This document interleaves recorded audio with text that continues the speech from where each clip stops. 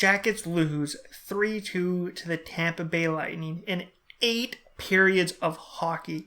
5 overtime, 4.5. Seth Jones sets a new NHL record for minutes played in the NHL playoff game with 65 and 6 seconds. Corpy sets a new NHL save record for 85 saves in a game. And he lost. And he was making some incredible saves. Foudy, who played most of his year at juniors, had the 2 NHL games. He played in the qualifiers, worked his way up the lineup, and he played 42 minutes in this game. There was over 6 hours of hockey played in this game. The NHL had to postpone the Carolina Hurricanes-Bruins game to the next day because the Blue Jackets Lightning went so long. It is the 4th longest game in NHL history, and unfortunately, Tampa Bay won it. Now, normally I go period by period. I'm not doing that. I'm not going through every single period because a lot of it is no goals. Goalies making some incredible saves. So we'll just go by the goals. First period, Jackets come out, they start applying pressure, and then Tampa Bay takes a penalty. But the Jackets have had problems scoring on the power play. That's always been their weakness. And a little bit in the power play, the Jackets are moving the puck around really well.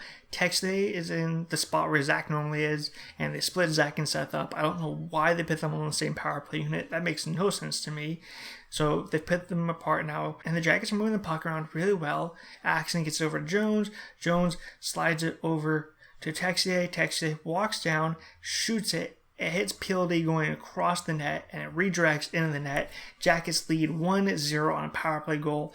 PLD's 4th of the playoffs. He's picked up 3 other goals in 1 game. And it looks like the Jackets are going to pick up where they left off last year. And you could tell Tampa did not want that. They started applying some pressure, moving the puck around really well, getting some shots on Corpy. Corpy's making some incredible saves. A little over 6 minutes in the period. Tampa's in the zone. There's a scramble. Kucherov gets it. He throws at the net. Hits point in the back of the leg. Redirects into the net. And Tampa Bay ties it at 1. Head to the second period. Tied at 1. Come out for the second period. And Tampa's applying some pressure, and the Jackets are getting their chances, but they're not getting really good chances. Coming in that period, though, both goalies stood tall, and Tampa's trying to clear out of the zone. Jackets had a little bit of zone time, and Dean Kukin goes over the wall and just backhands it down to Borkstrand. Borkstrand sends it down to PLD. PLD tries to make a move to the center of the ice. Foudy's cutting through the middle. And so PLD tries to feed Foudy. And it gets broken up and it goes to Borkstrand. And Borkstrand goes, you know what? Done with this. And just throws at the net from the half wall. And it gets through a hole about that big, right over Vasilevsky's shoulder. And the Jackets leading in 2-1. Borkstrand's first goal of the playoffs. He didn't really do a whole lot in the Toronto series. So if he can get going here, that's going to be great. Another scoring threat. But we end the second period.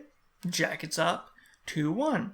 Come out for the third period. Come out to start the third period. Tampa gets the puck in the offensive zone. And there's a shot from the point. There's a scramble in the net. And the puck's in. Tampa Bay ties it.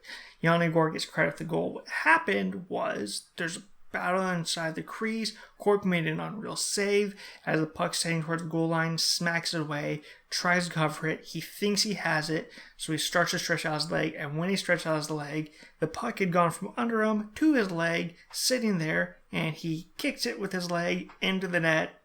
Tampa Bay ties it at 2. If Corpy holds his leg back another second or two, there was a player breaking in. I think it was Nyquist coming in just a little bit slow, and if they come in a little bit faster or Corpy waits a little bit longer, they see that puck and clear it out of there, and who knows what happens from there. Because what happens from there, Corpy stands on his head, Vasilevsky makes some huge saves, and we play on and on and on and on. It just goes for 8 periods. So they finish the scrape. There's a face-off in the offensive zone for Tampa. It's to the left of Corpy.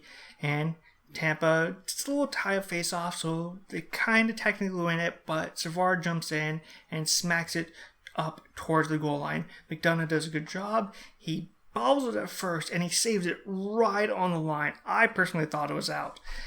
but he keeps it in, and the Lightning move the puck around a little bit. Eventually, it works its way over to Kucherov. He shoots it. It gets up high. It hits Gavrikov, and his arm immediately goes like limp, and he's trying to get some feeling in it.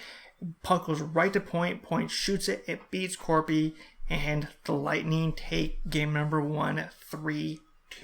The Jackets had some chances, and they just couldn't capitalize. There was a play in the second period where Eric Robinson's on the ice. He dumps it in the corner. It takes a weird bounce, and Vasilevsky comes flying over to make a desperation save.